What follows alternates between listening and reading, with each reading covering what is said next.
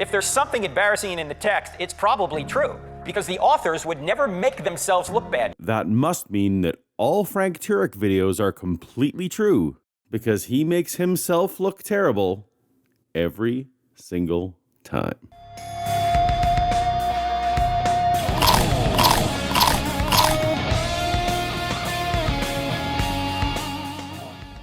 Have you ever lied to make yourself look good? Yeah, of course you have. Why are you all looking at my cartoon body like that? Now, have you ever lied to make yourself look bad? No, you would never do that. I've done that many times. My kids have blanket permission to use me as an excuse to avoid or escape any situation they're not comfortable with, and I back them up on that. In work situations, I've taken on blame and responsibility for things that weren't my fault, for superiors, subordinates, and colleagues alike, particularly when I thought the good of the project was more important than my short-term reputation. And the principle of embarrassment goes like this. If there's something embarrassing in the text, it's probably true, because the authors would never make themselves look bad. Despite the fact that non-narcissist sociopaths can easily imagine taking on embarrassment for a greater cause, I know that you're talking about the Gospels in the Bible, and you're making a huge glaring error, or at least a huge assumption. We have no direct evidence that the Gospel writers were apostles, or even eyewitnesses. None of the Gospel writers name themselves, and not a single one even makes the claim that they were eyewitnesses, let alone actors in the events described, capable of this embarrassment you're hypothesizing. The authors weren't making themselves look bad because the authors weren't part of the story. Well, the New Testament documents are filled with embarrassing details that they never would have invented. For example, the New Testament writers depict themselves as dim-witted. Rather than an argument for the truth of it, isn't this principle of embarrassment equally an argument against the gospel writers being apostles? Sounds like the authors didn't think much of these apostles. They don't understand what Jesus is saying. They don't understand his mission. In fact, they don't really get his mission until he's already ascended to heaven. But that's exactly the literary theme of the Gospel of Mark, that Jesus was the Messiah to the outsiders. He exalts strangers like prostitutes and the centurion who can recognize what's going on. No doubt, the lack of recognition of the insiders like the disciples and Jesus' family was an exaggerated literary device to make his theological point. And then they go, wow, I could have had a V8. Well, there's an up-to-date pop culture reference. Have a Coke and a smile, Frank. Peter, their leader, is called Satan by Jesus. That's embarrassing. Let's say for a minute that Matthew and John were actually written by apostles Matthew and John. Is it not simply possible that they didn't like Peter very much and wanted him to look bad? Even though in their own way they may have loved Peter at the same time? Kind of like one might tell a story about a sibling they're rivals with. And the Jesus of Matthew is full of hyperbole, telling people they must hate their parents and children, for example. And of course Peter says, look, Lord, I'll never deny you. What does he wind up doing? He winds up denying the Lord 3 times. This is their leader. That doesn't mean he was a good leader. And no one thinks Peter wrote these Gospels. And then if you look in Galatians chapter 2, you see Paul rebuking Peter for being wrong about a theological issue. Why are 2 apostles arguing over theology in the Bible if they're making this up? They're not. It's embarrassing, but they're telling the truth. I fully believe that Peter and Paul publicly fought about theology.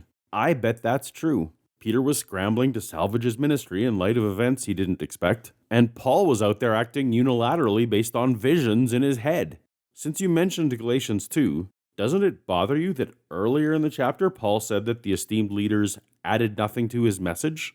How is Peter the rock upon which the church is built, yet not counted among those held in high esteem by Paul? And then at the crucifixion, the disciples run away. Why would they run away? Why would they admit they ran away? They wouldn't. It must have really happened. I believe the apostles ran away. This is probably something so well known that they simply couldn't deny it. Peppering in a few details of well-known truth doesn't make the whole story true. The best lies contain a kernel of truth. That is a con man tactic. And then the first witnesses at the tomb are women. Why would they invent that? In fact, in that culture, a woman's testimony was not considered on par with that of a man. We've already been over this. Mark's gospel emphasized the Jesus that connected with outsiders. The women were the ultimate outsiders and got the news first. It's very literary.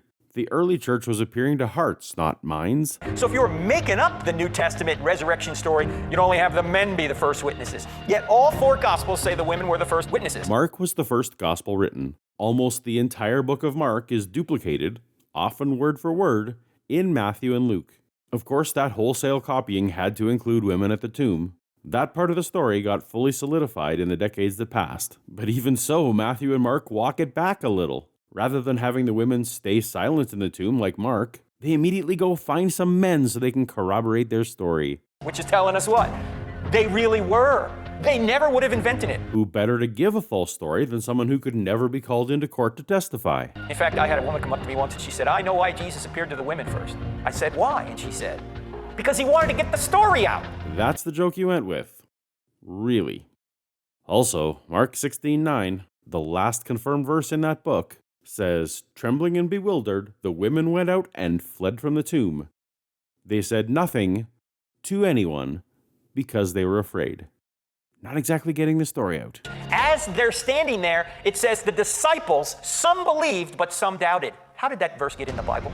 He's already resurrected, and they're doubting it's him. It's a common narrative device that when something fantastical is being told in a story, that you can make those events seem more plausible to your reader by having a character share the doubts and beliefs of the audience. Since the reader probably also doubts, it gives them someone they can relate to. And as the story goes on, and as the character comes to accept what's happening, it gives the reader permission to also suspend their disbelief. Of course you include doubters in your fantastical story. Do you think they invented that? No. It's embarrassing. They're just telling the truth. Even if you accept that Matthew wrote Matthew, that the other disciples didn't believe right away is hardly embarrassing to Matthew. There's even embarrassing details about Jesus. In Mark chapter 3, his own family thinks he's out of his mind. They want to come and seize him to take away. Jesus' family does. Again, Mark's Jesus is one for the outsiders, not the insiders. And who is more inside than his family? Since Mark was copied into Matthew and Luke, that stuff came over. But a conflicting narrative of an all-knowing mother also got layered in, because these later Gospels had different theological purposes. Now you may have heard people say, the scholars say that the New Testament writers invented Jesus to be God. Really? Then why are they saying his own family thinks he's nuts? You insist that it must be true that Jesus' family considered him to be mentally ill, so why aren't you at least wondering if maybe they were correct? And he's also called a drunkard. He's called demon-possessed. The character of Jesus defined his movement as us versus them. If you're not with me, you're against me. He who does not gather with me scatters. Of course, any story has to include antagonists, or you'd have no story. He has his feet wiped with the hair of a prostitute, which easily could have been seen as a sexual advance. Even Christian authors like to add a little sex appeal in their stories. Sex sells. And oh, by the way, do you know there are two prostitutes in Jesus' bloodline? Rahab and Tamar. Do you think Matthew and Luke got together and said, you know what, I really think we need to spice up the Messiah's bloodline a little bit. Let's put a couple of prostitutes in there. It's completely clear that the authors of Matthew and Luke didn't get together on those genealogies. Take some time to compare the bloodlines described in Matthew and the ones described in Luke, which vary greatly. The two accounts are entirely different from David to Jesus, with only two names appearing on both lists. Clearly one or both were already spicing up that bloodline on many fronts. You will never see this in a Pharaoh's bloodline. You will never see the Pharaoh being called a drunkard, being called demon-possessed, or having prostitutes in his bloodline. Any Pharaoh would chop the heads off of his historians if they ever said that. Frank is describing a hypothetical historian who is alive at the time of the Pharaoh he's writing about. None of the Gospels were written while Jesus was alive, and quite likely well after the apostles were alive. And if they were alive, they were far too old to be chopping anyone's head off. Not exactly an apt comparison. But the New Testament is telling us the truth, as embarrassing as it is. The so-called criterion of embarrassment that Frank is touting here is not a tool of historians.